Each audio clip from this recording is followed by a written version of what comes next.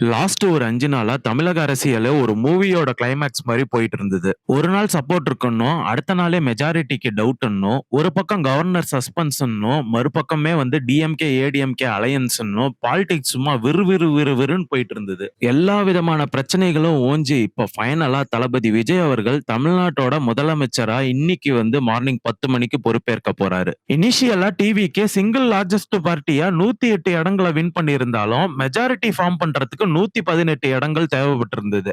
அந்த நேரத்துல காங்கிரஸ் உடனே ஜாயின் பண்ணி கை கொடுத்திருந்தாங்க. காங்கிரஸோட 5 சீட்ஸையும் சேர்த்து டிவிக்கே மொத்தமா 113 சீட்ஸோட கவர்மெண்ட்டை ஃபார்ம் பண்றதுக்கு கவர்னர் கிட்ட போயிருந்தாங்க. இதுக்கப்புறம் தான் ஆக்சுவல் பொலிட்டிக்கல் கேமே ஆரம்பிச்சது. கவர்னர் அர்லேக்கர் சிங்கிள் மெஜாரிட்டியா வின் பண்ண விஜய் அவர்களை இன்வைட் பண்ணி கவர்மெண்ட்டை ஃபார்ம் பண்ணி பெரும்பான்மையை நிரூபிக்கிறதுக்கு கூப்பிடவே இல்லை. 113 சீட்டோட நீங்க எப்படி கவர்மெண்ட் ஃபார்ம் பண்ண முடியும்னு 118 சீட்ஸ் தேவைப்படும் சொல்லிட்டு விஜய் அவர்களுக்கு கவர்னர் 10ஆம் தேதி வரைக்கும் டைம் கொடுத்திருந்தாங்க. விஜய் அவர்களுடைய பெரும்பான்மையை நிரூபிக்கிறதுக்காக டிவிகே கட்சிக்காரங்க சிபிஐ, சிபிஎம், விசிகே, ஐயுஎம்எல் ஆகிய டிஎம்கே கூட்டணி கட்சிங்க கிட்ட ஆதரவு கேட்டிருந்தாங்க. எதிரிக்கு எதிரி நண்பன்ற மாதிரி செகண்ட் அண்ட் தேர்ட் பிளேஸ்ல இருக்கிற டிஎம்கேவும் ஏடிஎம்கேவும் ஒன்னு சேரதுக்கான முயற்சிகள் பேக்ரவுண்ட்ல நடக்க ஆரம்பிச்சது. மக்களுக்கு முன்னாடி ஜெயிச்ச கட்சிக்கு வாழ்த்துக்களை தெரிவிச்சுட்டு மக்களுக்கு தெரியாம பேக்ரவுண்ட்ல எப்படி எல்லாம் ஆப் வைக்கலாம்னு ரெடி பண்ணிட்டு இருந்தாங்க ரெண்டு கட்சியுமே. சிபிஐயும் சிபிஎம்மும் டைரக்டா ஆதரவு தெரிவிச்ச பின்னாடியும்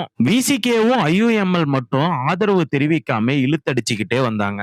இதுக்கு நடுவுல ஐயுஎம்எல்லும் ஏஎம்எம்கே ஆகிய ரெண்டு கட்சிகளும் விஜய் அவர்களுக்கு ஆதரவு தெரிவிக்கிறதா சொல்லி கடைசி நேரத்துல நாங்களும் அதெல்லாம் சொல்லவே இல்லையேன்னு சொல்லிட்டு பேக் வாங்கிக்கிட்டாங்க. இதுல ஏஎம்எம்கே ஒரு கட்டம் மேல போய் டிவிக்கே இந்த மாதிரி ஏதோ ஹார்ஸ் ட்ரேடிங் எல்லாம் பண்றதுக்கான வாய்ப்பு இருக்குன்னு சொல்லிட்டு கவர்னர் கிட்டே போய் பொய்யான ஒரு கம்ப்ளைண்ட்டும் கொடுத்திருந்தாங்க.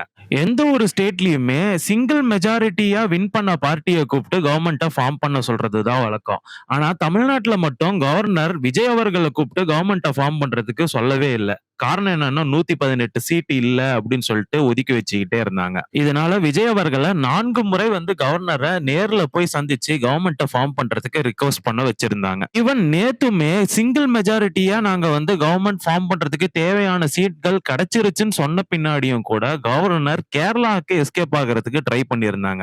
அதுக்கப்புறம் மனமாறின கவர்னர் உடனடியா விஜய் அவர்களை சந்திச்சு கவர்மெண்ட்டை ஃபார்ம் பண்றதுக்கு இன்வைட்டும் பண்ணிட்டாங்க.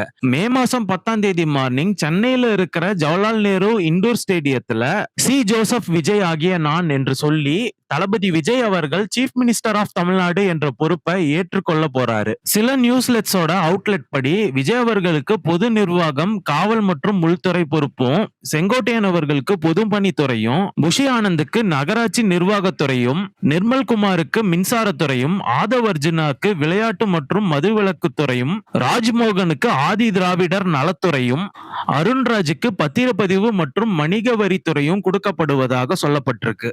சினிமால மாஸ் ஹீரோவா இருந்த விஜய் அவர்கள் இப்ப பாலிடிக்ஸ்லயும் யார் மாஸ் ஹீரோன்றத ஜெயிச்சு நிரூபிச்சு காட்டியிருக்காரு. அவருடைய ஃபேன்ஸுக்கு அவர் ஒரு ஆக்டர் மட்டும் இல்ல, ஒரு இன்ஸ்பிரேஷன். தளபதி விஜய் அவர்களுடைய இப்ப புதுசா ஃபார்ம் ஆயிருக்கிற டிவிகே கவர்மெண்ட் எந்த விதமான கரப்ஷனும் இல்லாம நல்ல ஒரு கவர்மெண்ட்டை கொடுக்குமா, அடுத்த 5 வருஷம் எப்படி போகும்ன்றத உங்களுடைய கருத்துக்களை கீழே கமெண்ட்ஸ்ல சொல்லுங்க.